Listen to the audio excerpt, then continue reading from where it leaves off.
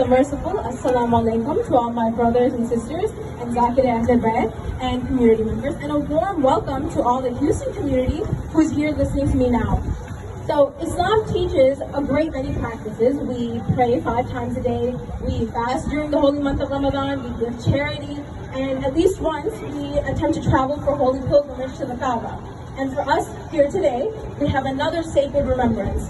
We remember the tragedy of Karbala, where the grandson of our holy prophet was martyred.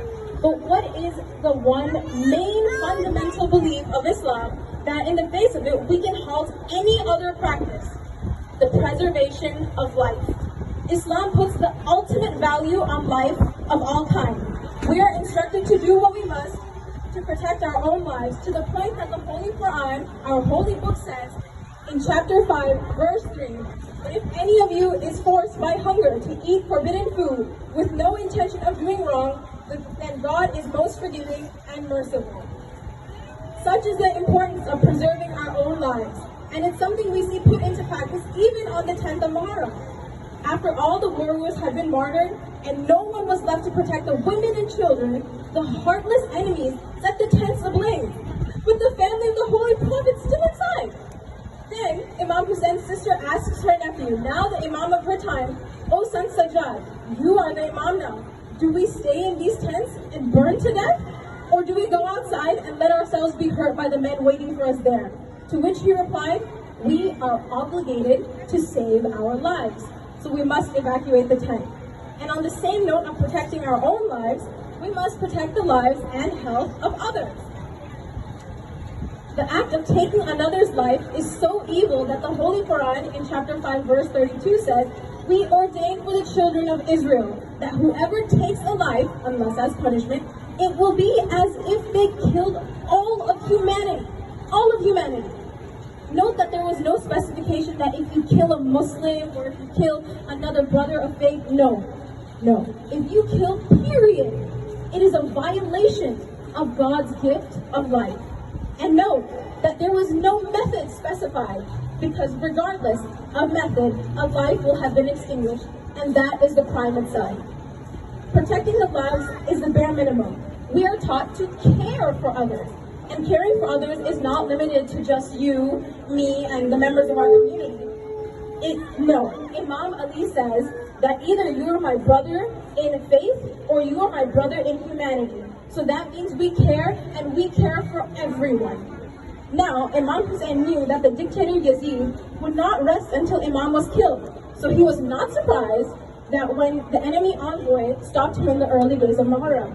Then he met Hur, whose troops had run out of water and were so thirsty.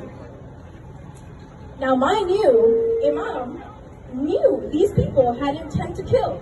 And knowing that, Imam Hussein still invited the opposition troops to share in the water supply, going so far as to make sure every person and animal was satiated. This is who we follow. This is the one who makes sure even those who need to kill him are not left thirsty. This is what Islam's history shows us, but it's historic times we live in. So what does that mean for us today? Preserving our own life and that of others means getting vaccinated and wearing masks when around others. So we may not be the reason that another person gets sick or, God forbid, dies. Because according to the Holy Quran, not me, the Holy Quran, taking a life means is as if you killed humanity. Keeping how much value Islam puts on human life, what about those who are ill? What does Islam say about how we should treat the ill? It's highly regarded that you keep those who are ill in your prayers, send them food, and if possible, only if possible, visit them. There is the beauty of religion. If someone is ill and they're weak and their body is putting everything they've got into fighting off the disease, God has exempted them from fasting, and those who are ill are prohibited from war. Which is exactly why Ali, son of Hussein, was kept from the battlefield on the 10th of Muharram.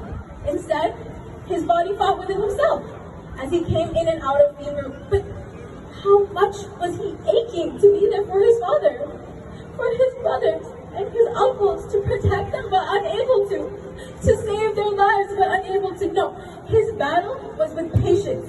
He had to hear how his brother was killed with a spear in his chest, and how his heart was pulled out of his own body, and how his dad had to carry body after body of his own family back to the tents alone, and how his beloved uncle was cut down from his horse and left bloodied by the river. Even his little 6-month-old baby brother was given an arrow through the neck. The pain of watching his family being killed right before his eyes is still fresh. He's still in unbearable pain from his fever, and these enemies came to steal the bed right out from under him and left him to burn in the tents. If Islam preaches peace and cares for life, what was this? These so-called Muslims violate every practice of Islam and enact such violence on women and children and the ill. How can we call them Muslim? Remember the one who was sick and tortured still on the plains of Karbala, and from deep in your heart, as your heart aches right now,